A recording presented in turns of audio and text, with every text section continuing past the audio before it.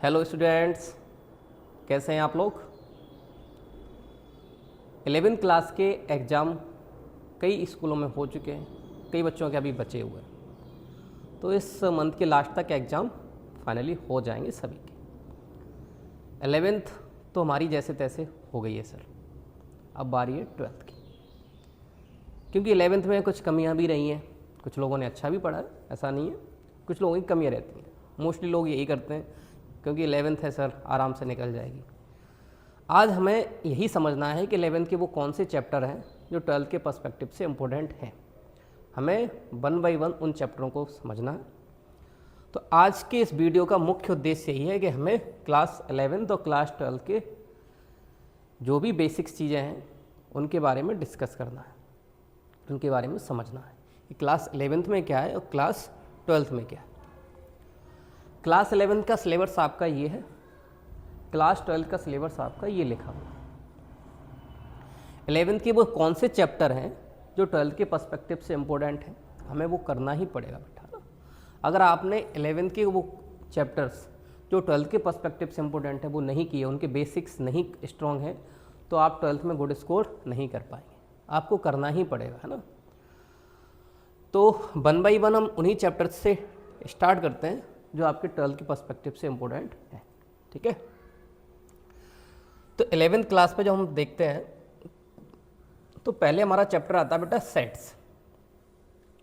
हम सेट्स के बारे में पढ़ते हैं। सेट्स क्या होता है ना। Well defined collection and object which is universally accepted. Set से हमें पता है, हम लोगों ने वहाँ पे पढ़ा था, या जिन लोगों ने पढ़ा है उन्हें मालूम होगा कि सेट से हमारा कार्टेशियन प्रोडक्ट बनता है। फिर हमारा रिलेशन वाला पार्ट आता है, उसके बाद हमारा रिलेशन एंड फंक्शन। अगर आपका सेट्स अच्छा है तो आप रिलेशन एंड फंक्शंस इजीली कर पाते हैं वहाँ पर, है ना। क्योंकि सेट और रिलेशन से ही आपका 12th क्लास का पहला चैप्टर है बेटा, रिलेशन एंड फंक्शन। अगर आपकी ये बेसिक्स यहाँ क्लियर होंगे तो आप रिलेशन एंड फंक्शन कर पाएंगे। अदरवाइज आप डायरेक्ट यहाँ आ गए तो क्योंकि इनमें लैंग्वेज थोड़ी सी ज़्यादा होती है तो इसको करने में थोड़ी सी प्रॉब्लम क्रिएट हो सकती है। इसलिए मेरा उद्देश्य यही रहेगा कि आपको अपने YouTube चैनल पर जो भी चैप्टर 11th क्लास के बेसिक्स हैं 12th के पर्सपेक्टिव से, उन सब के वीडियोस आपको मिल जाएंगे, जिससे आप 12th में अच्छा स्कोर कर पाएंगे। यहाँ देखा जाए चैप्टर है ट्रिग्नोमेट्रिक फंक्शन। अगर आपने ट्रिग्नोमेट्रिक की डिग्री, रेडियन क्या होता है, पूरा सर्कुलर सिस्टम, ग्राफ कैसे बनते हैं, डोमेन और रेंज क्या होती है, अगर यहाँ क्लियर नहीं हुआ आपका तो यहाँ आके आपको फिर से प्रॉब्लम क्रिएट करनी पड़ेगी इनवर्स ट्रिग्नोमेट्री में। अगर आपने आइडेंटिटी याद नहीं की है तो प्रॉब्लम क्रिएट होगी बेटा। इसका कोई शॉर्टकट नहीं है किसी भी टीचर के पास। आपको बेवकूफ़ बनाया जा सकता है, शॉर्टकट कुछ समय का होता है। अगर आपकी चीज़ें क्लियर नहीं है, आप चीज़ें भूल जाएंगे एग्जाम में क्या हो। तो आपको इस पर ध्यान देना है। क्लास 11th का जो चैप्टर था हमारा कॉम्प्लेक्स नंबर, 12th के पर्सपेक्टिव से इम्पोर्टेंट नहीं है। फिर से मैं कह रहा हूँ 12th के पर्सपेक्टिव से। लीनियर इनइक्वालिटी आप कह सकते हैं, अगर आपकी बेसिक्स क्लियर है तो आप इस पर थोड़ा सा ध्यान दे सकते हैं। लीनियर इनइक्वालिटी का काम हमें यहाँ LPP में पड़ेगा और कुछ हद तक कैलकुलस में थोड़ा सा काम पढ़ने वाला लीनियर इनइक्वालिटी का। तो आपके बेसिक्स अगर उसमें होंगे तो अपना काम चल जाएगा ना। चलिए, परमुटेशन एंड कॉम्बिनेशन, इसका कोई काम नहीं है बेटा 12th में। बायनोमियल, इसका कोई काम नहीं है।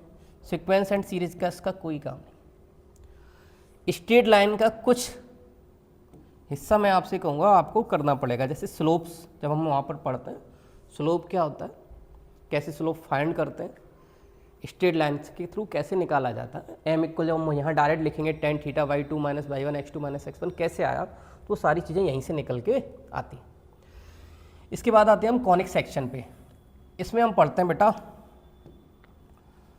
Circle, ellipse, hyperbola, parabola.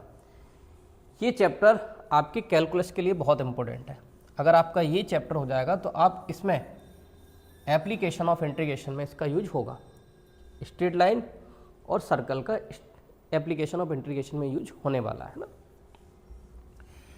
Unit 11 3 dimensional, 12th के पर्सपेक्टिव से देखा जाए तो इसका लगभग कोई काम नहीं है ना। थोड़ा बहुत अगर है तो 3D में आ जाता है, अदरवाइज आप छोड़ सकते हैं यहाँ पे, है ना। 11th में सबसे ज़्यादा ट्रिग्नोमेट्री के बाद अगर कोई पार्ट हमें प्रॉब्लम क्रिएट करता है तो ये वाला है ना। आपको लिमिट एंड डेरिवेटिव के बेसिक रूल्स 11th में सीखने ही पड़ेंगे, क्योंकि 11th में अगर आपने नहीं सीखा तो 12th में हम आपसे कह सकते हैं कि 12th के आपका चैप्टर नंबर 5 से लेकर के चैप्टर नंबर 7, 8, 9 ये पूरा कैलकुलस पर बेस्ड है। बच्चे आके यहीं दम तोड़ देते हैं। जैसे ही कैलकुलस स्टार्ट होता है उन्हें डरना प्रारंभ हो जाता है उनके लिए ना। तो कॉन्टिन्यूटी एंड डिफरेंशियबिलिटी और ये application of derivative, integration, application of integration और डिफरेंशियल इक्वेशन, ये 5 चैप्टर ऐसे हैं जो 12th क्लास में 36 मार्क्स का वेटेज है इनका, 35 से 36 मार्क्स का रहता है। तो आपको लिमिट एंड डेरिवेटिव के बेसिक रूल्स करने पड़ेंगे। स्टैटिक्स 12th में नहीं है, 11th में थी। यूनिट 14 का कुछ बेसिक चीज़ें अगर आप समझ लेंगे, ज़्यादा इसमें डिटेल में नहीं जानते हैं, तो आपका ये प्रोबेबिलिटी वाला पार्ट कंप्लीट हो जाएगा। तो अगर हम कहें तो मोटे तौर पे आपकी स्टार्टिंग के 3 chapter sets, relation and functions, trigonometric function और थोड़ा सा पार्ट लीनियर इनइक्वालिटी का, बहुत 5 से 10 मिनट का वीडियो से मैं बना के आपको बता दूंगा कैसे लीनियर इनइक्वालिटी में साइन चेंज होते हैं, कैसे क्या रहता है ना। स्ट्रेट लाइन और कॉनिक सेक्शन का एक वीडियो आपको मिल जाएगा जिसमें आपको बेसिक चीज़ें बता दी जाएंगी, कैसे स्लोप निकाला जाता है, कैसे चीज़ें निकलती हैं। लिमिट एंड डेरिवेटिव का थोड़ा सा अच्छे से पढ़ना पड़ेगा, है ना, क्योंकि इसमें आपको कैलकुलस चीज़ें समझनी है 12th के पर्सपेक्टिव से। प्रोबेबिलिटी का बेसिक आप समझ जाएंगे, उतना यहाँ पर प्रोबेबिलिटी में काम चल जाएगा। अब बारी आती है हमारी 12th में। क्लास 12th में आपको 2 वॉल्यूम मिलेंगे, मतलब आपको 2 बुक्स मिलेंगी, बुक फर्स्ट और बुक सेकेंड, वॉल्यूम फर्स्ट और वॉल्यूम सेकेंड। 2 वॉल्यूम है आपके पास। एक वॉल्यूम में यूनिट फर्स्ट से लेकर के यूनिट 6 तक आपके 6 चैप्टर रहने वाले हैं, और दूसरे वॉल्यूम में आपके 7 से लेकर के 13 चैप्टर रहने वाले हैं। तो जब भी आप मार्केट जाएं तो वहाँ पर देखेंगे तो आपको 2 वॉल्यूम मिलेंगे, वॉल्यूम फर्स्ट और वॉल्यूम सेकेंड।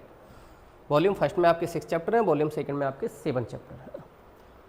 समस्या आती है बच्चों को मोस्टली यहीं पर, है ना, 5, 6 और 7, 8, 9 पर कैलकुलस वाला पार्ट। इसलिए आपको 11th वाला जो बेसिक्स है इसको क्लियर करना है। जब तक ये नहीं होगा आपको स्टार्टिंग वाले ये दोनों चैप्टर और उसके बाद कैलकुलस में प्रॉब्लम क्रिएट होगी बेटा ना। इसलिए जब भी आप 12th स्टार्ट करें आप 11th के बेसिक ज़रूर स्ट्रॉन्ग करें। आप किसी भी टीचर से पढ़ें, कहीं भी पढ़ें, उसको बताएं कि सर मेरा बेसिक्स स्ट्रॉन्ग नहीं है, या जिनका स्ट्रॉन्ग है वो एक बार अपना रिवाइज करें, उसी के बाद 12th पे जाएं। और आप डायरेक्ट 12th के लिए जाएंगे आपको प्रॉब्लम क्रिएट होगी बेटा ना। आप 11th के बेसिक्स कंप्लीट करेंगे, ये जो मैंने चैप्टर बताए इन चैप्टर को याद रखना। उसके बाद जब 12th पे जाएंगे तो आपको पढ़ने में आसानी होगी और टीचर को भी समझाने में आसानी होगी। अदरवाइज ये क्लियर नहीं होगा, हम 12th पे जाएंगे फिर प्रॉब्लम क्रिएट होती है, सर समझ में नहीं आ रहा क्या करें, फिर एक टीचर से दूसरे टीचर पे इस सेंटर से उस सेंटर भागते रहेंगे, तो आपके लिए भी दिक्कत होगी और टीचर के लिए भी दिक्कत होगी। ठीक है, तो थैंक यू। आपको 1 या 2 दिन बाद ये वीडियो ऐसे मिलते रहेंगे जिसमें हम सेट से स्टार्ट करेंगे, कुछ मिनट्स के वीडियोस रहेंगे, उसमें आप देखेंगे और अपना पार्ट्स 11th वाला कंप्लीट करते जाएंगे। उसके बाद हम अपना 12th वाला पार्ट स्टार्ट करेंगे। ठीक है, तो कीप वॉचिंग।